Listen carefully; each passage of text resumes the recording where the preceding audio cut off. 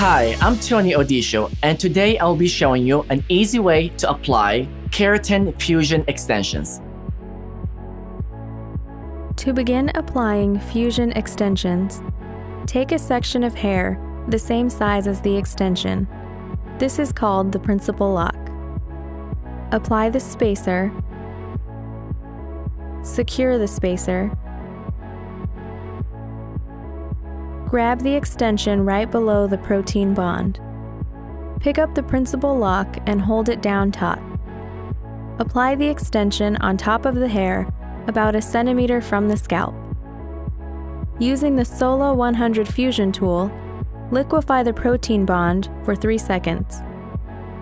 Fold the right side under and press. Repeat with the left side. Using the Fusion application pincers, press firmly to lock into place.